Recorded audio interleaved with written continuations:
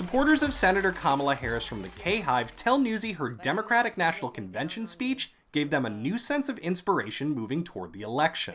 I thought it was a very searing speech in terms of being honest, being very frank about the challenges that we have as a country.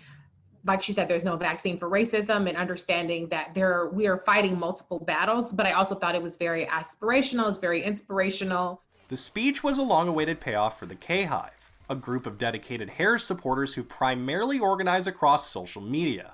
Their origins go back to 2017, but greatly expanded during her 2020 presidential run.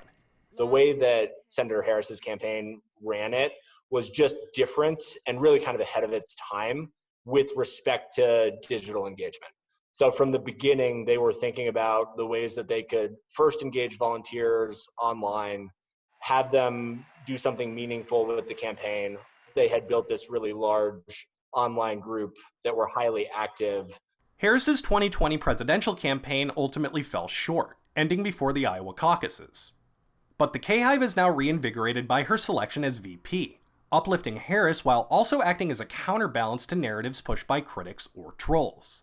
The KHive really kind of came out of that space of seeing a Black woman that was, only the second Black woman to serve in the U.S. Senate. She needs, as every Black woman elected official needs, they need their supporters to really come behind them, because we know racism and sexism are still, the unwritten rules of the land. Peeler Allen told Newsy that the relationship between Harris and the KHive is so strong that the group could be used to hold the Biden campaign accountable. The urge to stick with the status quo and the same voices around the table is extremely strong. So it will take the KHive and coalition work all across the board to make sure that Senator Harris's voice is definitely heard and taken into consideration. KHive members told Newsy they plan to coordinate with the Biden campaign to get the pair elected.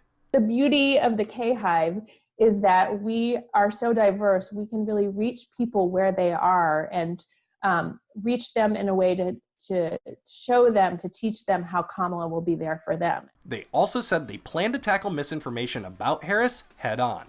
Joe Biden gets his share of smears and attacks as well, and so that's one thing that we also help with. But let's be honest, the primary target is still going to be Senator Kamala Harris. I think nobody knows Kamala's record and her strengths more than we do, and nobody is better equipped to make sure that they can't use Kamala as a cudgel against Joe Biden.